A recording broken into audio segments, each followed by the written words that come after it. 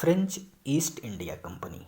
ठीक है मित्रों, तो फ्रेंच ईस्ट इंडिया कंपनी के बारे में हम बात करते हैं। देखिए, इसके संस्थापक की अगर बात करेगा तो लुई 14वां के एक मंत्री थे कॉलबर्ट। ठीक, उन्होंने 1664 ईस्वी में इसकी स्थापना करी थी। किसकी? भैया फ्रेंच ईस्ट इंडिया कंपनी जो है, लुई 14वां के मंत्री थे कॉलबर्ट ने 1664 ईस्वी में इसकी स्थापना करी है। इसके अगर मूल नाम की बात करते हैं तो कंपनी देश इंदेश ओरिएंटलेस हो जाएगा। ठीक, अब आप याद रखिएगा, ये जो कंपनी थी इसको सरकारी व्यापारिक कंपनी हम बोलते थे। ठीक है, क्यों बोलते थे भाई? क्योंकि इसका निर्माण राज्य द्वारा हुआ था और खर्च हेतु जो धन था वो राज्य द्वारा ही प्रदत्त किया जाता था। मतलब आप ये समझिए, इसे राज्य द्वारा एक विशेषाधिकार प्राप्त था और वित्तीय संसाधन भी प्राप्त होते थे। ठीक, तो इस कंपनी को सरकारी व्यापारिक कंपनी कहते थे। अगर कंपनी के हम निदेशक की बात करते हैं तो फ्रांसिस मार्टिन थे। ठीक, फ्रांसिस मार्टिन। ठीक है मित्रों, अब याद रखिएगा फ्रांसिस मार्टिन का एक और काम है ना, ये फ्रांसिस मार्टिन को फ्रांसीसी मामले का महानिदेशक भी नियुक्त किया गया था। ठीक, भारत में याद रखिएगा फ्रांसिस मार्टिन जो थे इनको फ्रांसीसी मामलों का महानिदेशक भी नियुक्त किया था भारत में।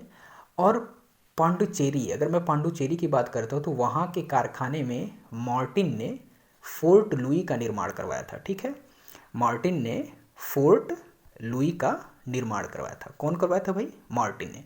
तो मैंने क्या क्या बताया? संस्थापक की अगर बात करते हैं तो लुई 14वां के मंत्री कॉलबर्ट ने 1664 ईस्वी में स्थापना करी थी इसकी। और इसका मूल नाम, इस कंपनी का, फ्रेंच ईस्ट इंडिया कंपनी का मूल नाम कंपनी देश इंदेश ओरिएंटलेस था। और अगर इसके निर्माण की बात करते हैं तो राज्य द्वारा हुआ था। ठीक, इसको राज्य द्वारा एक विशेष अधिकार प्राप्त था। ठीक, जिसमें वित्तीय संसाधन में मतलब जो खर्च हेतु धन का यूज होता था वो राज्य सरकार ही देती थी। तो इस कंपनी को क्या बोला गया? इस कंपनी को सरकारी व्यापारिक कंपनी बोला गया। ठीक है मित्रों, इतना बताया मैंने। फिर एक चीज़ और बताया, पांडिचेरी के कारखाने में मार्टिन ने फोर्ट लुई का निर्माण करवाया था।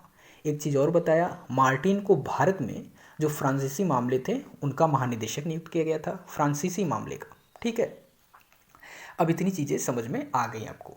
अब हम बात करते हैं, देखिए, फ्रांसिस कैरो के नेतृत्व में एक अभियान दल भारत के लिए रवाना हुआ था। कब भाई? 1667 यानी 1667 में।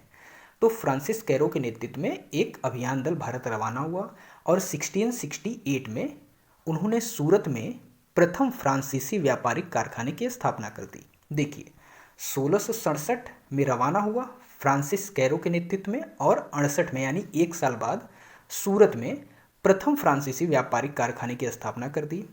अब एक साल बाद अगर और हम आते हैं तो 1669 में मरकारा, ठीक है, मरकारा ने गोलकुंडा का एक शासक थे सुल्तान से अनुमति ली थी। ठीक, यानी मरकारा ने गोलकुंडा के सुल्तान से अनुमति लेकर के दूसरी भी फ्रांसीसी कोठी स्थापित कर दी मसूलीपट्टनम में। एक तो सूरत में स्थापित हुआ पहला, ठीक है, 1668 में, और 1669 में दूसरी फ्रांसीसी कोठी स्थापित हुई मसूलीपट्टनम में। अब याद रखिएगा ये कैसे। देखिए, फ्रेंच है यानी France, French east India company और फ्रांसिस कैरो। ठीक है, तो 1667। अब देखिए सूरत, ठीक, और ये मसूलीपट्टनम यानी सूलीपट्टनम आप समझिए।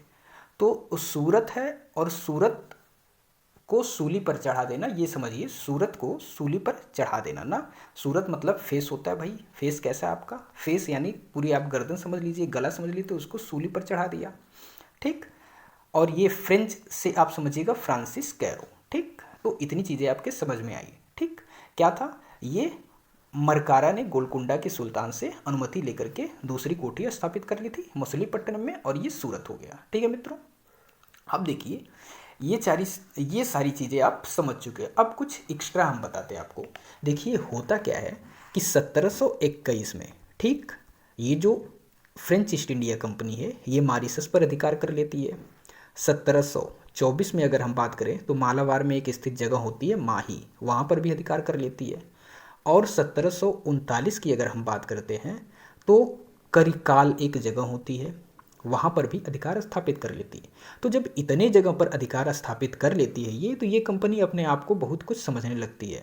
अब इसका जो उद्देश्य होता है वो व्यापारिक ना हो करके ठीक, राजनैतिक हो जाता है।